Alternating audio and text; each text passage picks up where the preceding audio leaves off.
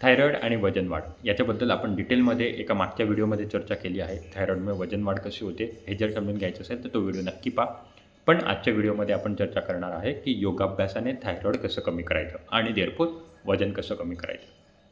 सगळ्यात पहिलं तर आसनांनी आपण इथे बंध घालायचा प्रयत्न करतो, जेणेकरून जिथे थायरॉईड ग्रंथी आपली जी बटरफ्लाय शेपची जी ग्रंथी आहे तिथे कंप्रेशन होईल आणि त्याला सुंदर व्यायाम मिळेल. दुसरा पर्याय विशिष्ट प्राणायामाच्या अभ्यासाने भ्रामरी उज्जयी त्याच्यामुळे आपण इथे घर्षण करायचा प्रयत्न करतो, जेणेकरून परत थायरॉईड ग्रंथीला व्यायाम मिळतो. आता हा तर झाला शारीरिक फायदा. दुसरा म्हणजे ध्यानाने आपण जी आपली हायपोथॅलॅमस आणि थायरॉईडची जी चॅनल असतात त्याला आपण ॲक्टिवेट करायचा प्रयत्न करतो.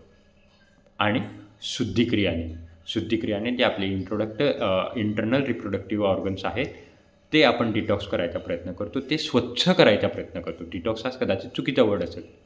आणि या सगळ्या म्हणजे योगाभ्यास, आसन, प्राणायाम, ध्यान आणि शुद्धिक्रिया जेव्हा ह्या 4-5चं आपण मिक्सचर करतो, जेव्हा कॉम्बिनेशन करतो, तेव्हा कुठेतरी थायरॉईड T3 म्हणजे हायपोव्हॅलनसाठी T3 हे नॉर्मल यायला मदत होते आणि मग त्याच्यामुळे हळूहळू वजन देखील कमी होते. शेअर करा हा व्हिडिओ ज्या गृहिणी हायपोपासून किंवा ज्यांना थायरॉईडचा त्रास आहे आणि त्यांचं वजन काहीही करून कमी होत नाही.